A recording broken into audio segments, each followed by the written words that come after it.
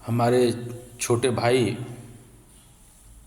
सनातन मूल्यों का प्रचार प्रसार करने वाले बागेश्वर धाम के प्रमुख महंत आचार्य धीरेन्द्र कृष्ण शास्त्री जी को मैंने पहले भी सजेशन दिया और उनके सभी अनुयायियों को, उनको मानने वाले, उनका अनुसरण करने वाले लोगों को भी मेरा एक बड़ा विनम्र सा सजेशन है। जैसा मैं पहले भी कहता आया कि भारत को हिंदू राष्ट्र बनाने का ये जो आह्वान है, इसमें हमें थोड़ा सा संशोधन करना है कि जो हिंदू शब्द है ये हमारा अपना शब्द नहीं है, ये शब्द बाहर से हमें दिया गया। हमारा मूल शब्द है सनातन। और इस भारत पर रहने वाले, इस भारत भूमि पर रहने वाले जितने भी लोग हैं, अतीत में किन्हीं भी परिस्थितियों में उन्होंने किसी भी पूजा पद्धति को स्वीकार किया हो, वो सब सनातनी ही हैं। हमारी कुछ ऐसी भी बहनें हैं जो स्वयं को कहती हैं कि हम सनातनी मुस्लिम हैं। जब हम केवल हिंदू राष्ट्र शब्द का प्रयोग करते हैं तो ये शब्द अपना नहीं है और इससे वैमनस्य और अलग थलग होने के भाव भी प्रकट होते हैं। आज से कुछ सौ साल पहले जो हमारे भाई सनातन के उपासक थे, सनातन के आदर्शों सिद्धांतों पर चलने वाले थे, वो भी आज जाने अनजाने सनातन के मूल्यों का, आदर्शों का ही पालन कर रहे हैं। ये बात अलग है कि उनकी पूजा पद्धति बदल गई है। तो हम हिंदू राष्ट्र बनाने की बजाय हम इस राष्ट्र को सनातन राष्ट्र बनाने का प्रयास करें। अब ये सनातन राष्ट्र होगा कैसा, इसकी क्या कल्पना है? तो सनातन मूल्यों को धारण करने वाला जो राष्ट्र है वो सनातन है।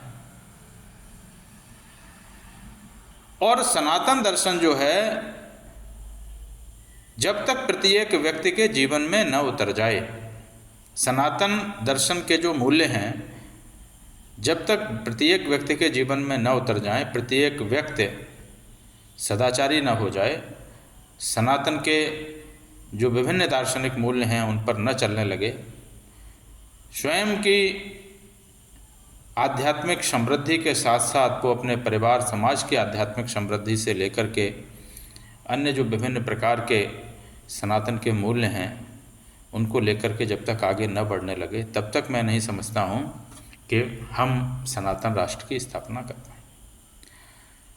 आज इस दशा से देश गुजर रहा है, व्यक्ति के जीवन में व्यक्तिगत मूल्य, उसके पारिवारिक मूल्य, सामाजिक मूल्यों का, राष्ट्रीय मूल्यों का, नैतिक मूल्यों का जिस तरह से क्षरण हो रहा है, जिस तरह से व्यक्ति का मूल्य के स्तर पर पतन हो रहा है, the values are deteriorating as far as the matter of personal, social and the national values are concerned.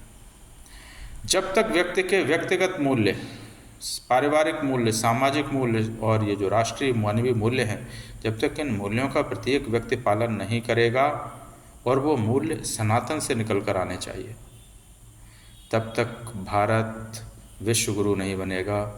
Bharat के पास पूंजी तो हो सकती है लेकिन समृद्ध नहीं हो सकता। समृद्ध होने के लिए शारीरिक, मानसिक, आर्थिक, सामाजिक, आध्यात्मिक दृष्टि से समृद्ध होने के लिए भारत के बच्चे बच्चे को सनातन के मूल्यों से जुड़े रहते हुए स्वयं की प्रगति के साथ अपने परिवार, समाज और राष्ट्र की प्रगति का चिंतन करते हुए आगे बढ़ना होगा। अब ये कैसे होगा? इसके लिए जनजागरण करना पड़ेगा, उसमें सभी जुड़ें। मुस्लिमों के बिना, सिखों के बिना, बौद्धों के बिना, इन किसी के बिना हम सनातन राष्ट्र की कल्पना नहीं कर सकते हैं।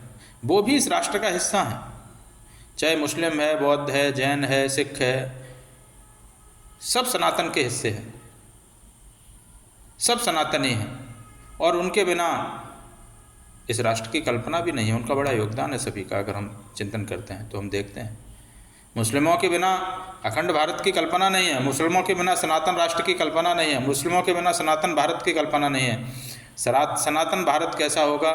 सनातन मूल्यों पर होगा, अखंड होगा, अक्षुण्ण होगा और ऐसा राष्ट्र होगा जिसमें प्रत्येक व्यक्ति सुखी होगा, शांतिप्रिय जीवन जी रहा होगा, समृद्ध होगा और पूरे विश्व को प्रेम का, मानवता का, करुणा का संदेश दे रहा होगा।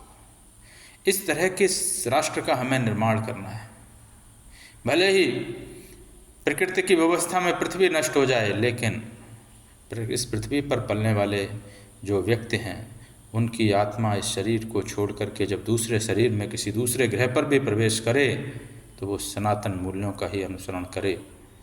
इस तरह का एक शाश्वत, जो कहना चाहिए कि एक शाश्वत राष्ट्र है, हमें इसकी कल्पना करना है।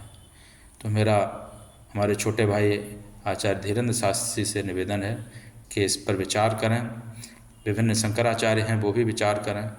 एक ऐसा राष्ट्र जिसमें स्वतः ही प्रत्येक जीव जंतु की, गौ माता की, बहुत सारी चीज़ों की रक्षा होती रहेगी। सनातन दर्शन तो अपने साथ सभी दर्शनों को लेकर चलता है। सनातन दर्शन में सारे दर्शन समाहित हैं, और जब उनका अनुसरण होगा तो अवश्य ही ये राष्ट्र गौरवशाली भी होगा, समृद्ध भी होगा, सुखी भी होगा, शांति भी होगी, और इस पूरे विश्व का मार्गदर्शन कर रहा होगा, पूरे विश्व के कल्याण के लिए कार्य कर रहा होगा। अब वो समय आ गया है जब पूरे विश्व को भारत के सनातन मूल्यों की आवश्यकता है। आप सभी लोगों से निवेदन है कि इस विषय को लेकर के आगे बढ़िए। धन्यवाद।